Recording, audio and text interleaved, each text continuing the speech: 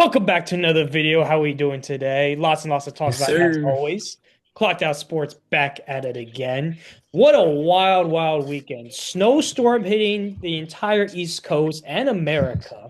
My God, I was shoveling a foot of snow for 2, 3 days straight. But anyway, first game of the day, the Broncos and the Patriots. Now we all know where this game was gonna go. Bo Nick's out. Jarrett Stidham in the game. Ugh.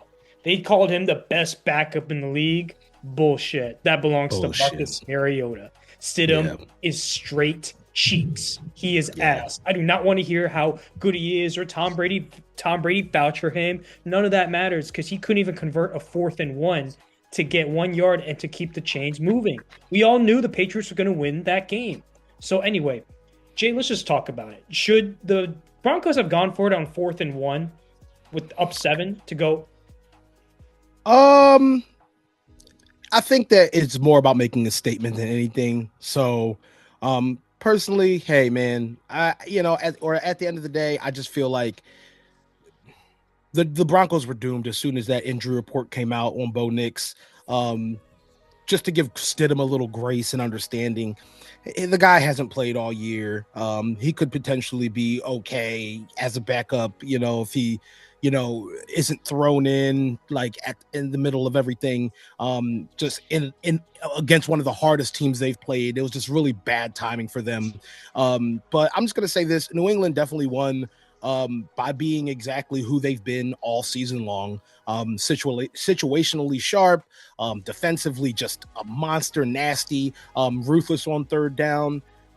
So at the end of the day, hey man, the Broncos valiant effort this year, but try again next year when Bo's healthy.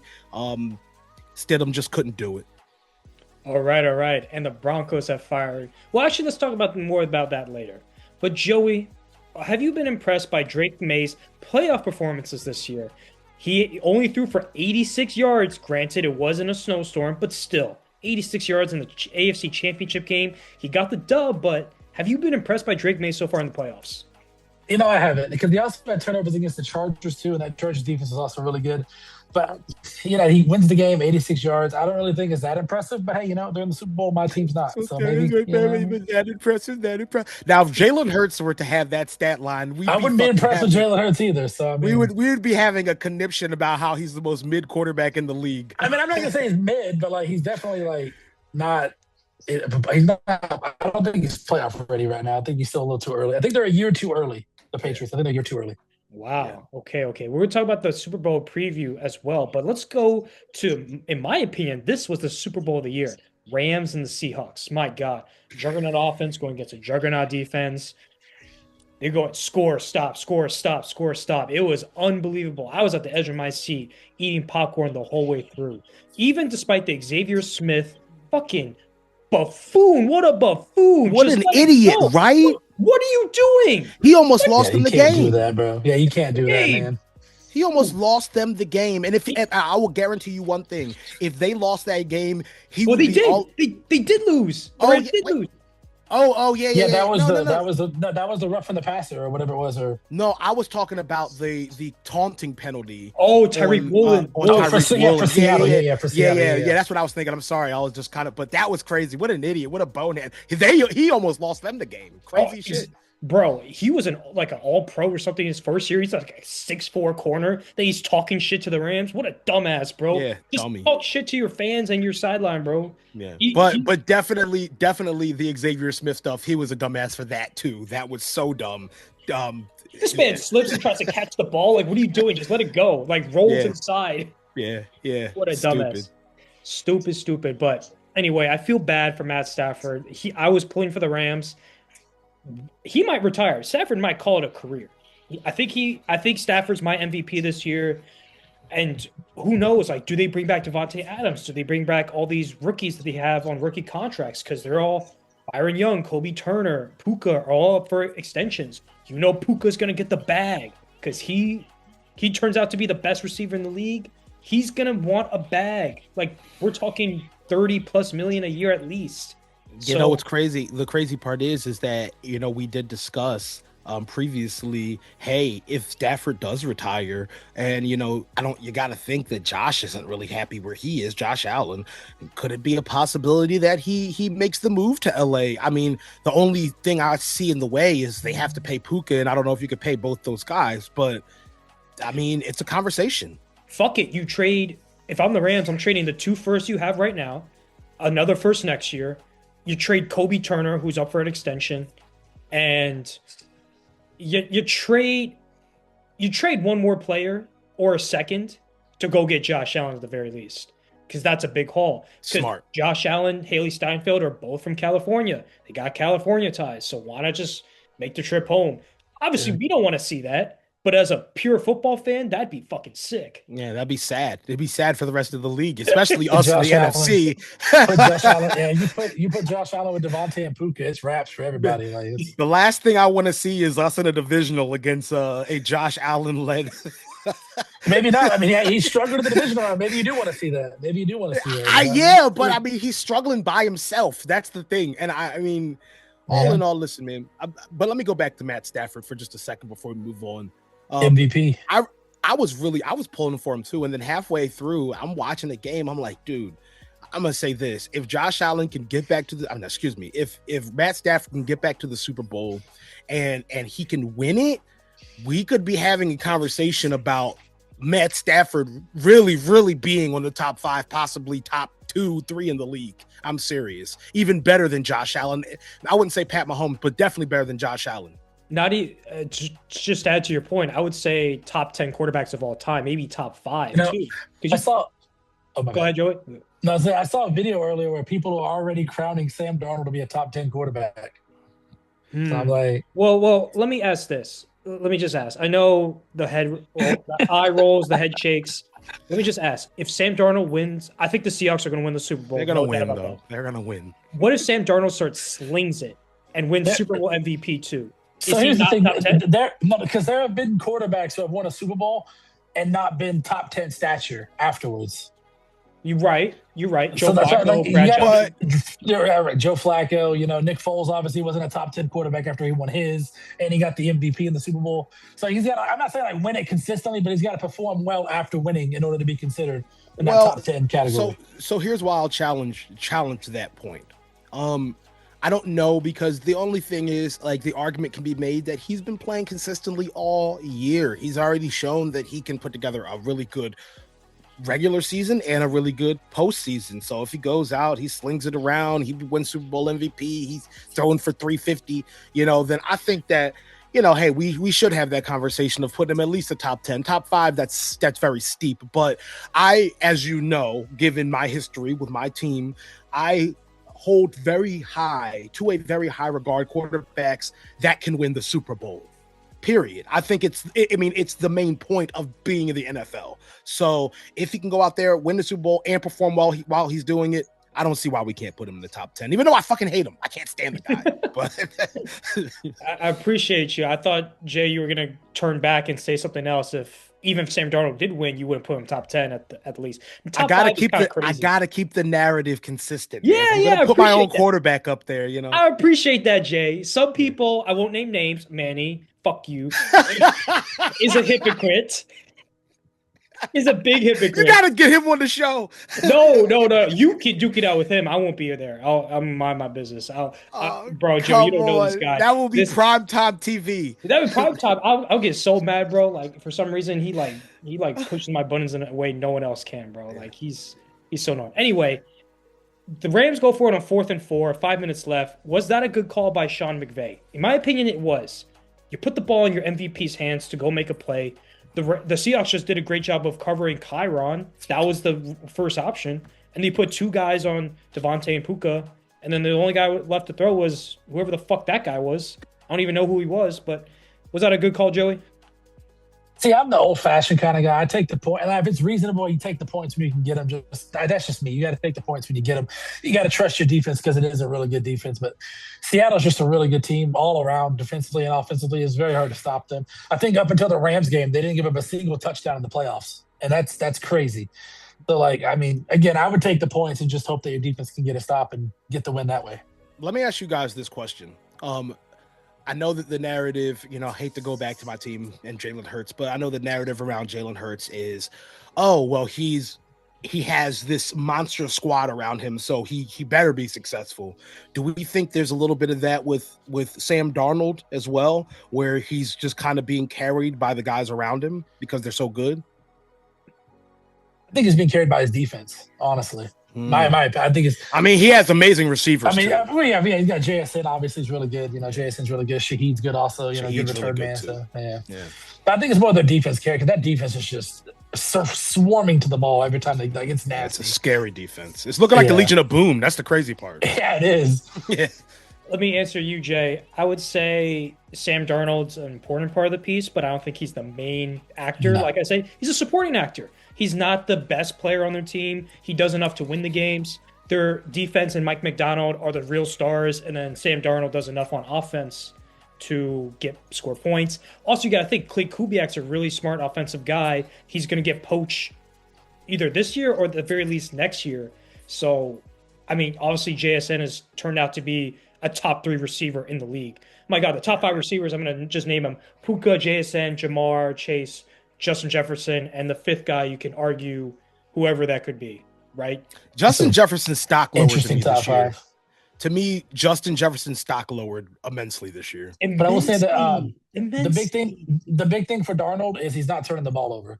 And he's had a history of turning the ball over quite a bit in big moments, and he's been playing really well in the clutch. So yeah. I agree. Actor.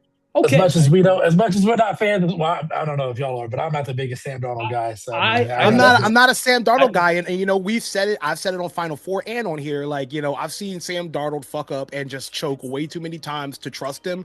But I'm gonna have to put my foot in my mouth, because I think that the Seahawks are just the favorite to win it. I just don't think the Patriots have the firepower, and I think that easy schedule is gonna catch up with them come the Super Bowl. I completely agree. And you're right, Jay. Like, Sam Darnold does choke in big moments. But you got to think, he was drafted by the Jets, 3rd overall. This dude was, not set up for success at all. Goes to the Panthers.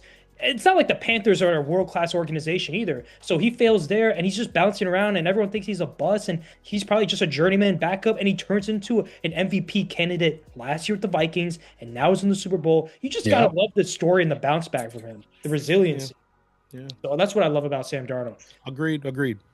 Okay, coaching cycle. Let's go over this. Pittsburgh Steelers have hired Mike McCarthy, the offensive version of Mike Tomlin. This is a safe, boring hire for a safe, boring, stale organization in the Pittsburgh Steelers. They want comfort. They do not want to go off their comfort zone. They want familiarity. And Mike McCarthy will lead the Steelers to 10, 11, maybe 12 wins, but they will not win the Super Bowl.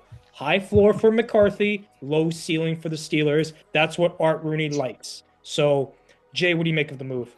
I got not to just echo you, but it just screams stability over reinvention. I just feel like, the Steelers are in need for a bit of an overhaul.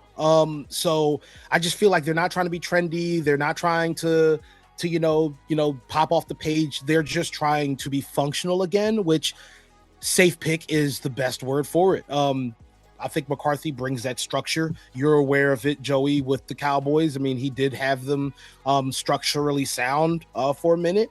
And he does have playoff credibility, so that's a plus. But the risk is always going to be just being stagnant, not moving with the game. That's where Mike Tomlin kind of struggled. So, hey, man, it's not anything that wows me, but it's like something that I guess we could watch and just see how it goes. All right, Joey, do you like this move for the Steelers or not? I do and I don't. I do because you got, Super Bowl winning head coach. He's got a career winning percentage is really high. And I don't like it because the Steelers hiring Mike McCarthy just shows they're scared to do a rebuild. They're scared to go into a full rebuild with a new head coach, getting rid of players that are either on expiring deals or getting older.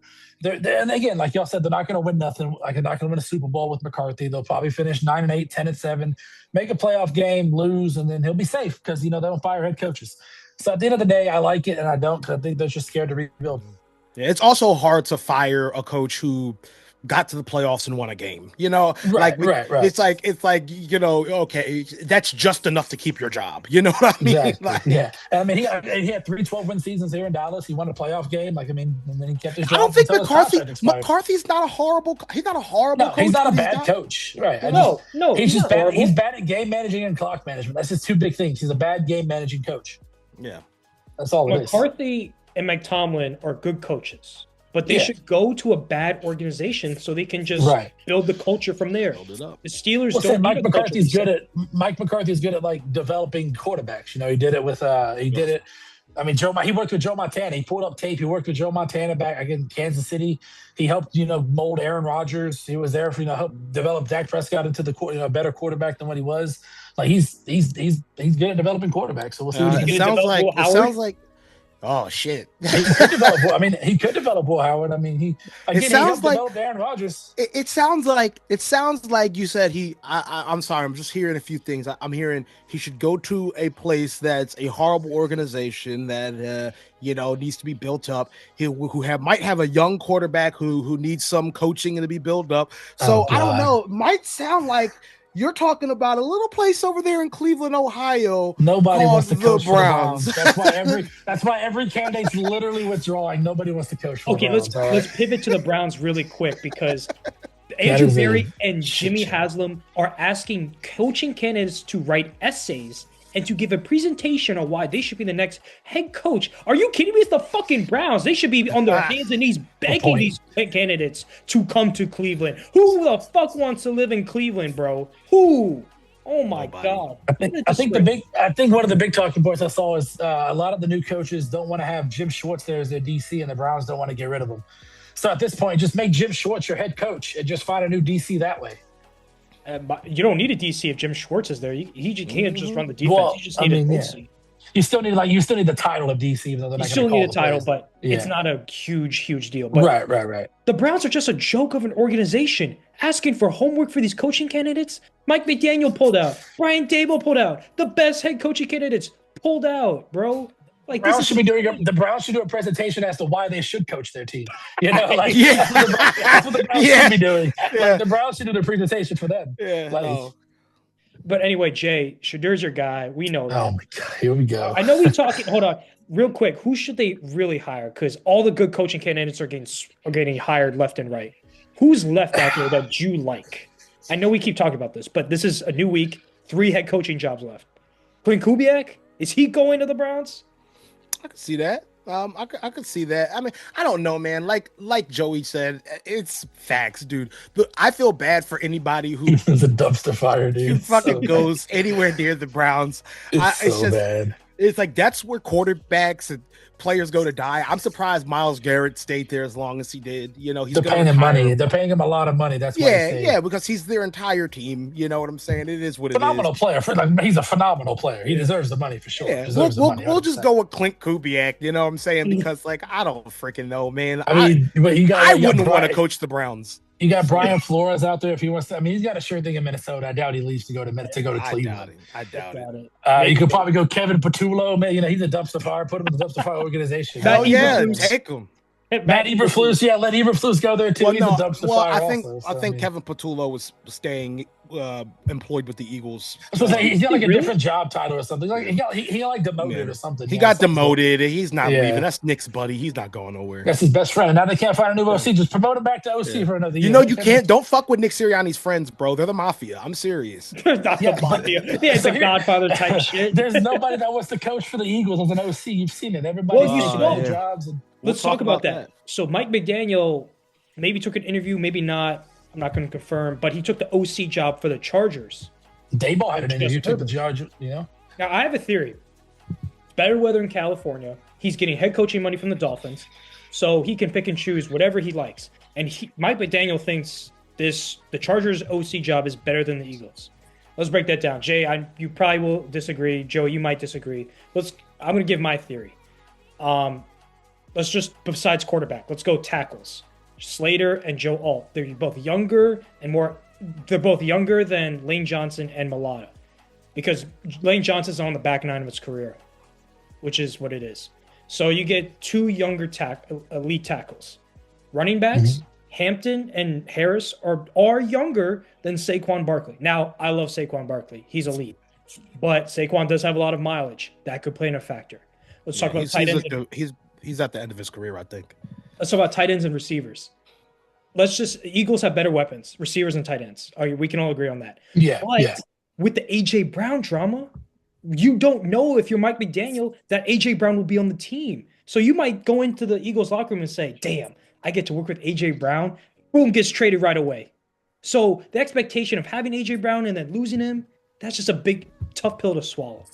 And then quarterbacks, in my opinion, I know you guys disagree, Herbert's the better quarterback. Eye test, the talent, the arm strength. That's ridiculous. Ridiculous. Well, okay, that's my theory. That's my theory of why Mike McDaniel picked the Chargers. So why do you think Mike McDaniel picked the Chargers OC job over the Eagles, though? I mean, I don't have an answer for you. At this point, I just think, when you look at how the Eagles ended their season, I just feel like, I don't know, man. I just feel like they collapsed late. They've been disorganized. It's just what happens when nobody, is on the same page. So it's not, like you said, it's not a very attractive job. I feel like the other teams that have been getting the OCs that we wanted, they have more clay to work with. So Mike McDaniel's going over to LA to work with Justin Herbert. That's clay, man. You can mold that into whatever you want. Same thing with Dable. Will he go to the Titans? Is that what I heard? Tennessee. Yeah. You got Cam Ward. You get to mold that clay and see, he's a brand new quarterback. So I think that, you got a pretty established offense. You got Jalen Hurts, you got A.J. Brown, unless he leaves next year. You got a Nick Sirianni, led team. You got all these different pieces that have been the way they've been. And I think that for OC, they want to come and kind of overhaul, especially in that type of situation. So I just feel like not being able to overhaul makes it not an attractive job for OCs like that. Are you saying Sirianni has too much influence with the offense? Well, you also have to understand something. Both of these guys, if we're just talking about Dable and we're talking about Mike McDaniel, these guys were head coaches this year. So you think a head coach wants to go and fucking just take Nick Sirianni's, shit, and no, they want to overhaul it. So like I said, at the end of the day, maybe he does have a little too much influence, maybe not, but I just feel like if you're coming from being a head coach and you're going to be an offensive coordinator, you want to go to where you can be as close to a head coach as possible. I mean, you're right. I like that take. Obviously, we know Sirianni's schemes are some shit. So yeah, they're horrible. Okay, Joey, quickly, why do you think Mike McDaniel took the LA job over the Eagles OC job? Yeah, like Jay said, I think he don't want to deal with Sirianni's former head coach. Plus, Philly's a tough place to play. The fan base gets kind of cranky when he starts doing bad. Yeah, Kevin Patullo, we had to egg his house. You don't want to get his egg house and get broken into or nothing like that. It's just a tough place to coach, and I think there's a lot of drama around Philly. I think that Big Dom guy's got just make Dom your offensive coordinator. Make Big Dom the OC. He's there on the sideline with the headset, anyways. That nigga make him the OC. Nothing about calling plays. It's just a tough place to coach, and I just think all the drama with the A.J. Brown and just players arguing and whatnot. I don't think it's an attractive job opening. I really don't. I'm not just saying as a Cowboys fan. I don't think that OC spot is... Which is insane to me. I mean, I'm not going to lie to you. It's absolutely insane to me that it's not an attractive job opening. You know what I'm saying? Well, let's talk about that because you have the weapons. You got a good quarterback. It's just the culture. Just the culture. The culture is not. The culture is not there. It's not like a good culture. That's what Sirianni's brought for the culture, and yet it seems to be broken yet again. It's every other year, or maybe the winning has masked the culture deficits. Okay. We got 9 minutes left. Let's talk about how about Joe Brady? Breaking news. Joe Brady promoted from OC to head coach. I'm going to give my quick take. This is a horrible move. This is outrageous. You fire Sean McDermott just to promote Joe Brady? Joe Brady is not Sean McVay or Ben Johnson. Is he even smart? I think Josh Allen has carried him. His only good plays are the hook and ladder plays on 3rd and long. Those are actually pretty creative and good. But other than that, I am not impressed by Joe Brady at all. You wanted to get rid of the stench of the 13-second game. So you fire McDermott. Okay, cool. I thought they hit their ceiling. You know this.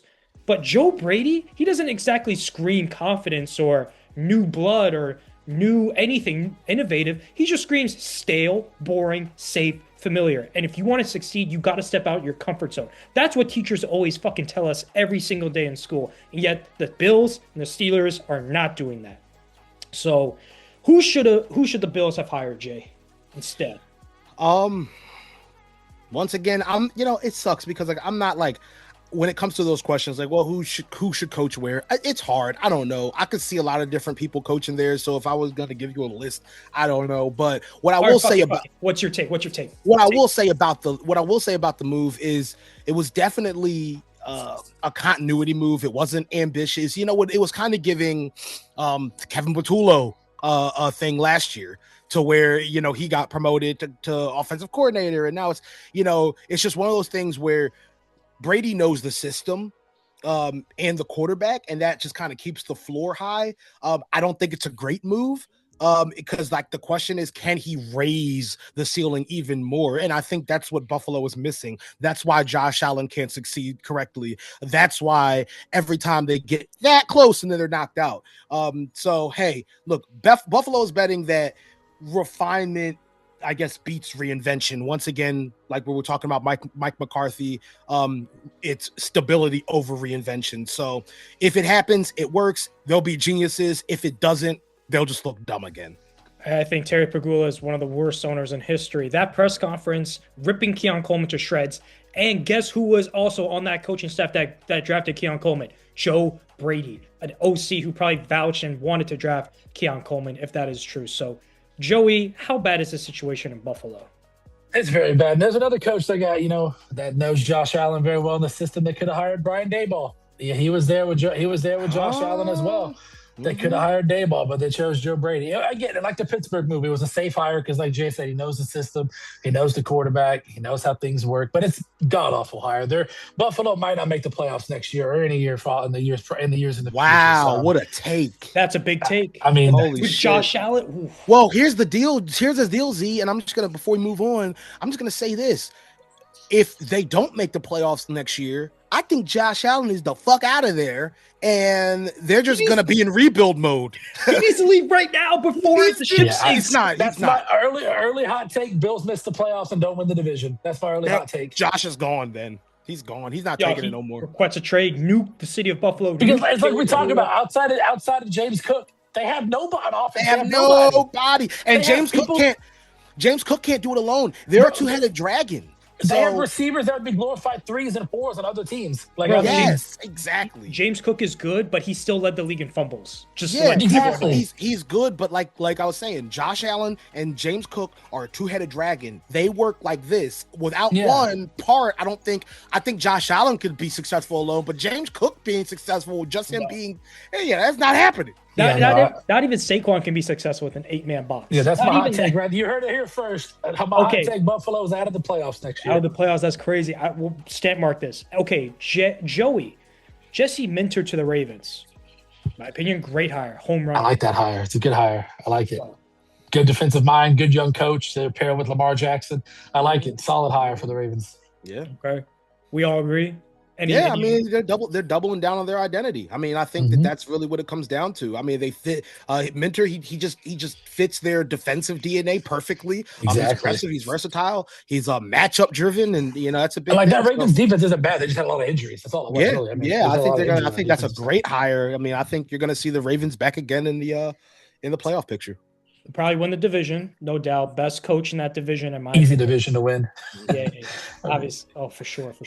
He's like their Mike McDaniel when Mike McDaniel was hired from Seattle. Yeah. So he's gonna crush. But before we, because what we have 4 minutes left. Before we get out of here, can we please just touch on the controversy of Shedeur Sanders being named to the Pro Bowl? Insane. So what's your take, Jay? What's my take? I mean, listen. He's going to take the whole 4 minutes giving his takes, but he's going to do No. Listen. This is a controversial decision, and it's fair. There are legitimate arguments that other quarterbacks have stronger cases. Obviously, Shador didn't have a good year. Obviously, what he was given, that's what it is going to be. But at the same time, the outrage just feels like kind of misplaced because like it's the fucking Pro Bowl and no one gives a shit about it anymore. No one's given shit about it since it was an actual game, like where they wore the different helmets for their teams and shit. So, yeah. I mean, I just feel like people are so upset about it. And to me, I'm just laughing because it's just more reason for people to get mad at this guy. That guy right there. No one's mad. Yes, they are. Yes, they are. No one's mad. Look, no one cares, like you said. These 7 touchdowns. It's not that people are mad. It's just a dumb decision to put him in. And again, it's whatever. It's the Pro Bowl. Who's really gives a crap? But like the dude underperformed this year, and I know he's on the Browns, but he didn't play the whole season. But dude, Joe, it's half resume and half popularity contest. It's been that way. It's I agree.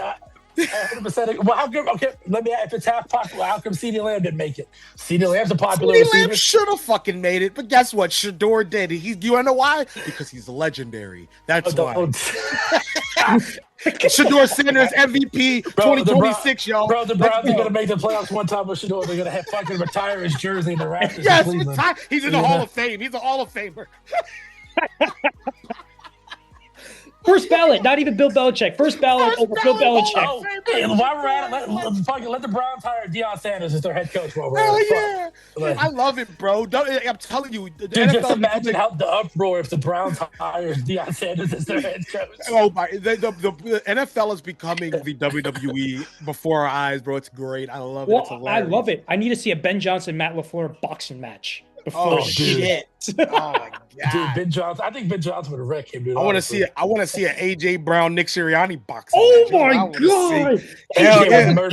AJ would take him out. Jalen versus AJ Brown also. Oh my god, yo, AJ Brown would kill him. Yeah, he fuck him up. He'd fuck him up. AJ Brown for sure. I feel like. Let's get a Terry Pagula, Josh Allen boxing match. Oh my god! Celebrity death match, NFL. Oh man. Anyway, Dak's got to get his get back on Jalen Carter for spitting on him. Oh, there you go. Damn. Hell yeah. Jalen Carter will kill him. He would. He 100%. He 100% would. He 100% that dude is like 300 pounds. He 100% would. I would not envy that at all. It should be like designated fight zones in the NFL, like in hockey. You just start swinging at each other. Yeah. Oh my God. Imagine how fun that would be, right? Okay. We got a little bit of time left, but anyway, thank you guys for watching so much. Like, comment, subscribe, which we talk about next. I'm Z Shaw. Got the same crew with me. Yes, sir. I'm Joseph. Mr. Leave Jalen alone, baby. Stay clocked out. In the meantime, deuces. We'll catch everyone later after the Super Bowl.